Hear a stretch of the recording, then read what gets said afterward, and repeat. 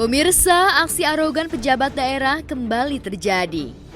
Kali ini di Provinsi Aceh Timur, tepatnya di Kebon Temperan Perelak Barat, diduga oknum di mana kepala desa setempat melakukan aksi yang tidak terpuji dengan memporak-porandakan meja posyandu yang penuh dengan makanan untuk balita.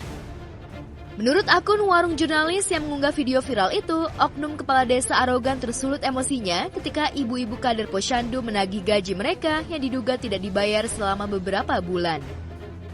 Bukannya mengajak musyawarah dan mencari jalan tengah, oknum kepala desa itu malah kalap sehingga makanan untuk balita yang ada di atas meja pun berhamburan di tanah.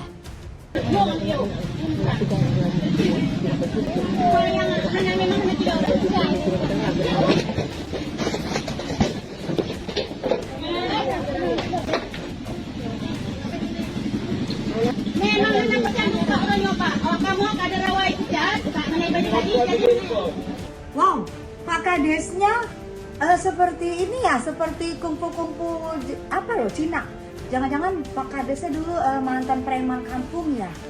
Dan salutnya gue buat ibu yang ngomong nyantai, gak kaget, dan dia dengan tenang tetap berbicara, tetap memberi sambutan.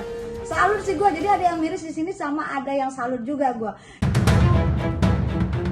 Sehari setelah video itu viral, Wandi, kepala desa Kebon Tempen, mengklarifikasi bukan dirinya, melainkan Kaur Gampong atau aparat desa yang mengawal acara posyandu itu.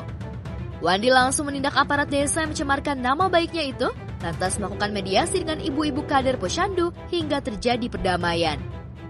Menurut Wandi, gaji kader posyandu bukannya sengaja tidak dibayar, melainkan dananya memang belum cair dari sumbernya. Karena tak ingin desanya menjadi viral karena hal yang tidak baik, Wandi pun beritikat menalangi pembayaran gaji kader posyandu itu dengan dana pribadinya. Dari dunia hiburan mencuat berita viral yang jadi perbincangan warganet. Salah satunya adalah kemunculan foto perdana bayi tampan, buah hati pedangdut Fia Valen dan Chef Rayolandi.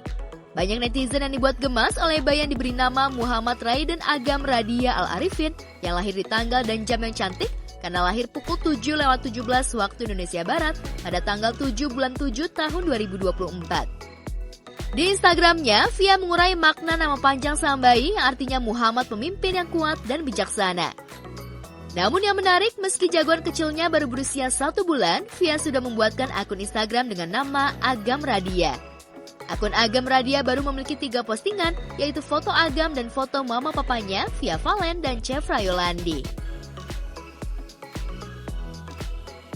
Menikah pada 15 Juli 2022, Fia dan Chefra sempat berduka karena janin pertama mereka mengalami keguguran. Pasangan romantis ini tak putus asa dan terus berikhtiar hingga Fia kembali hamil lewat proses alami. Namun setelah persalinan, Fia dan Chefra memutuskan untuk menyembunyikan wajah bayi mereka. Hanya spill tipis-tipis dari mulai tangan, kaki, dan pose menyamping setelah berusia sebulan, barulah Fia dan Chefra memposting foto buah hati mereka. Lantas seperti apa pengalaman Fia dan Chefra menjadi orang tua? Di Instagramnya, Fia curhat bahwa pengalaman pertama menggendong Agam seperti merasakan jatuh cinta pada pandangan pertama.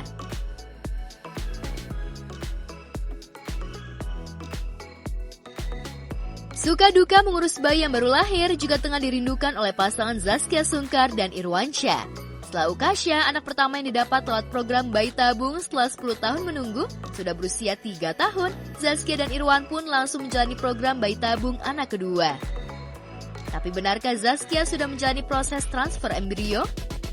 Udah tinggal menghitung hari aja. Ini minggu keberapa aku lupa ya, cuman insya Allah minggu ini sih udah opu insya Allah. Ya sering, ini masih lagi bolak-balik terus kan, karena dilihat ya tadi itu ya kesiapan rahimnya, terus telurnya perkembangannya gimana, sel telurnya. Ya Kia memang alhamdulillah ya habis transfer embrionya gitu memang harus bed rest banget dulu seperti biasa, dan kemarin juga kurang sehat karena katanya sakit perutnya gitu, jadi nggak mungkin datang ke event-event. Jadi ya bismillah, mohon doanya mudah-mudahan efeknya dikasih kemudahan, kelancaran, mudah-mudahan Kia sehat-sehat. Amin.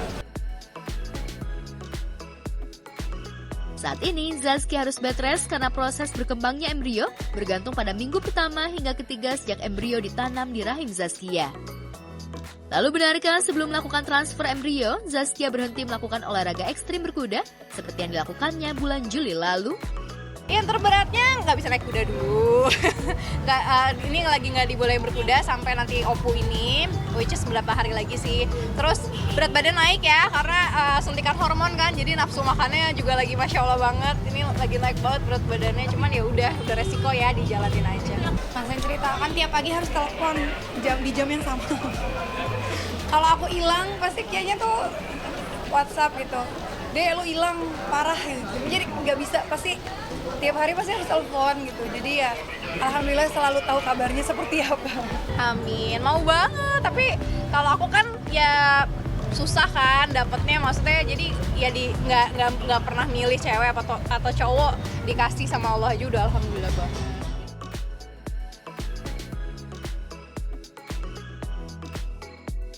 Ikhtiar memiliki anak lewat program bayi tabung belum mengetuk hati Dini Aminarti dan Dimas Seto. Meski sudah 14 tahun lebih membina rumah tangga tanpa anak, Dini dan Dimas tidak begitu ngoyo dalam mendapatkan anak. Meski rekan satu circle banyak yang berhasil dengan program bayi tabung, seperti Zaskia Sungkar dan Tia Aristia, Dini dan Dimas belum menyerah dalam mewujudkan kehamilan lewat proses normal. Mereka percaya Tuhan tahu waktu yang tepat untuk menitipkan amanat berupa seorang anak kepada mereka. Belum ya kita ya, belum. Kalaupun iya, sebenarnya ya mudah-mudahan dimudahkan sama Allah ya. Ikhtiarnya ibaratnya dijabah gitu ya. Amin. Tapi kalau kita belum lah gitu ya. Kita masih menikmati aktivitas yang kita jalani sekarang, dan kita yakin semua itu kan Allah yang mengatur ya. 12 Desember mendatang, pernikahan Dini dan Dimas genap 15 tahun. Sejak menikah hingga sekarang, rumah tangga mereka jauh dari gosip miring. Keduanya selalu tampil harmonis baik di media sosial maupun di hadapan publik, seolah ketidakhadiran momongan bukan alasan untuk tidak mensyukuri sebuah pernikahan. Toh Dini dan Dimas merasa hidup mereka penuh warna karena bisa menyalurkan kasih sayang mereka kepada anak-anak yang kurang beruntung.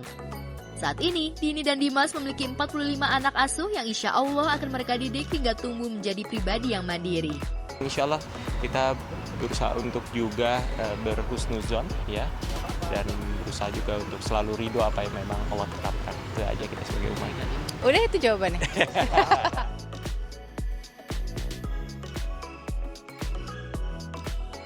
Seperti pasangan Dini Aminarti dan Dimas Seto, pasangan Cut Mini Theo dan Muhammad Safril Sarwono juga belum beruntung dikaruniai momongan. Selama 24 tahun pernikahan, Cut Mini dan Safril sudah menempuh berbagai upaya termasuk program bayi tabung, namun upaya mereka menemui kegagalan. Kini di usianya ke-51, Cut Mini tidak lagi ngoyo dalam mengejar kehamilan. Yang penting kan kita berikhtiar, kita kan mencoba. Ya. Kita ke dokter, kita diperiksa, suami diperiksa, kita menjalankan semuanya gitu. Tapi kalau memang nyata pun belum mempunyai keturunan, tidak apa-apa.